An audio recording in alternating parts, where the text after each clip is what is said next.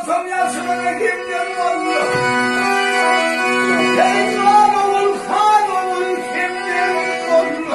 Aklımın var bilerek yarim.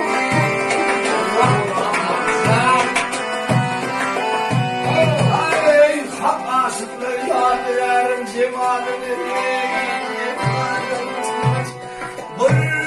Şimdi gecemin varıyla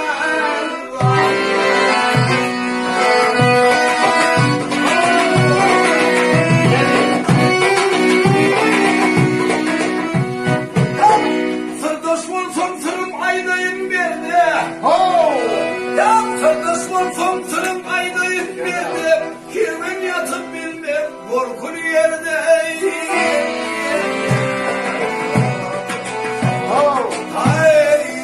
Namuslarda yaramın yerine namat ölüm şehir vardı ağrıydı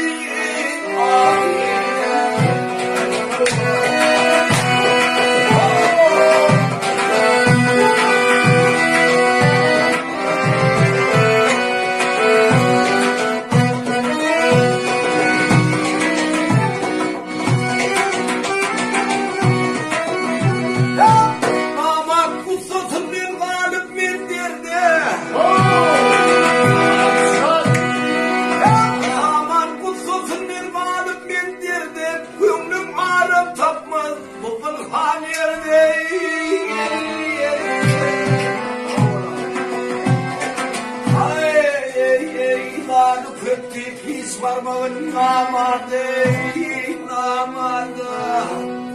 Somat ki has papir vurdu, varili,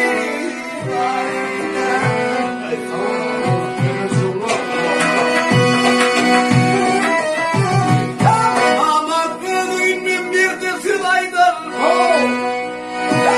Namat büyüdüğünün bir de sılaydır. Kerime hakkım, tarafım tartın ey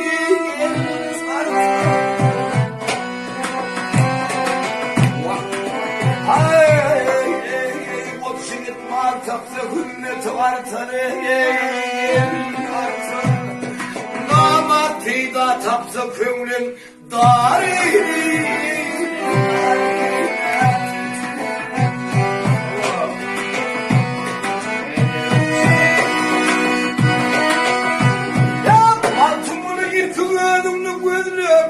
Yansıyla tarifla yamanı güzreyi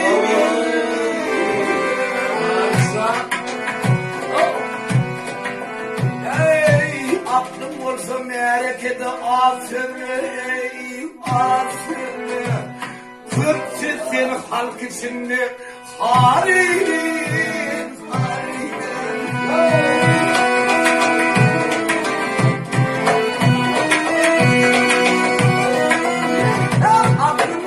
aklım olsa belki de asıl değil, anacım sözlü asıl. Kırk sesini hak içinde halilin halilin.